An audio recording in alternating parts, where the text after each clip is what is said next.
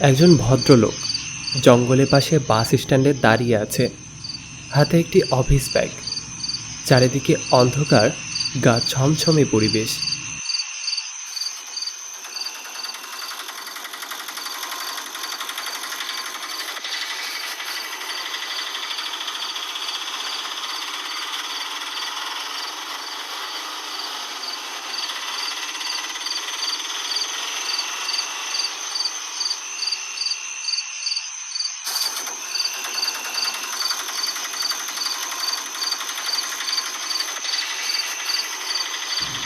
CNG শব্দ করে চলতে শুরু করে।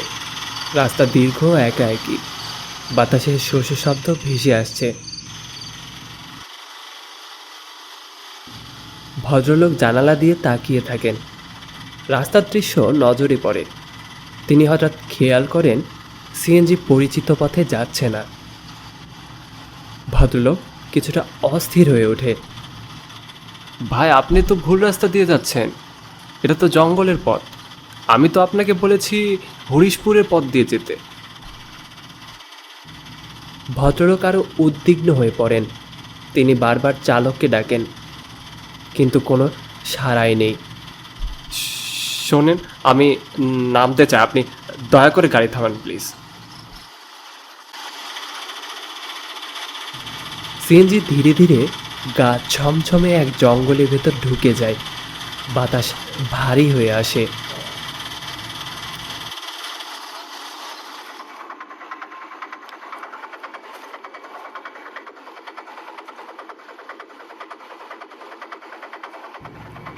হঠাৎ সিএনজি থেমে যায়।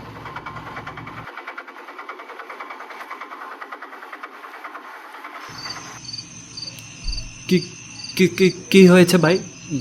গাড়ি থামালেন কেন? হঠাৎ ভদ্রলোকের চোখ যায় সিএনজির মিররের দিকে। তিনি যা দেখলেন তা দেখার জন্য তিনি একদমই প্রস্তুত ছিলেন না। ভদ্রলোকের দম বন্ধ হয়ে আসে।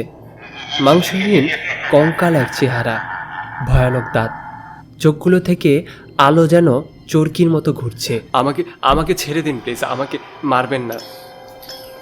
তুমি কি ভুলে গেছো তুমি কি করেছিলে?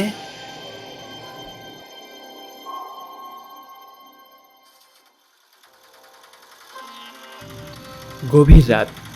সিএনজি চালক রতন তার শেষ যাত্রী নামিয়ে দিয়ে বাড়ি ফিরছিলেন। সারাদিন কষ্টের পর বাড়ি ফেরার তাড়া ছিল। রাস্তার পাশে দুজন লোক হাত নেড়ে ইশারা করল। রতন থামল।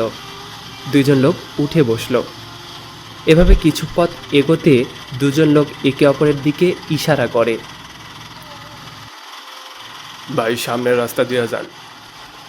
ভাই, এটা তো জঙ্গলের রাস্তা, আপনারা জঙ্গলের রাস্তা দিয়ে যাবেন কেন? এই, তুই বেশি কথা বলতেছিস কেন? যা বলতেছিস তাই কর। রতনের সন্দেহ হয়। জঙ্গলের মাঝখানে সিএনজি আসলে রতনকে তারা গাড়ি থামাতে বলে। রতন ভয়ে ভয়ে গাড়িটি থামিয়ে দেয়।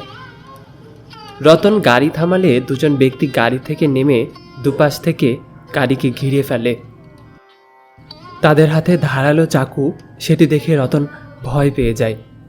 ভালোই ভালোই কইতাছি গাড়ি তিয়াতে, না হলে একবারে হান্দাই দিব।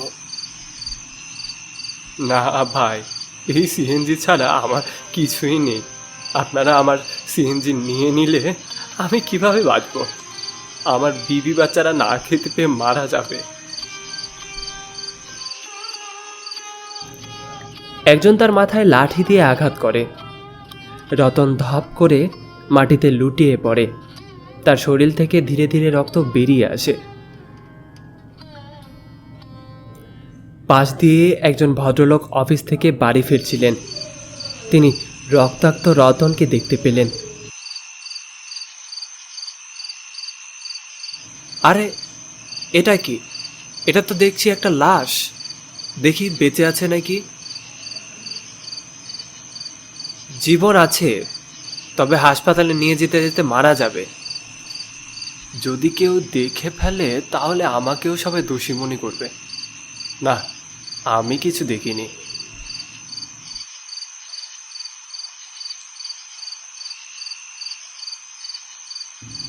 রতন ধীরে ধীরে নিঃশ্বাস ফেলতে ফেলতে মারা গেল। সিএনজিওয়ালা ধীরে ধীরে এগিয়ে আসে। আমাকে মেরো না, আমি কি করেছি? তুমি সেদিন আমাকে সাহায্য করনি, তুমি আমাকে সাহায্য করতে পারতে, আর আমিও বেঁচে যেতাম।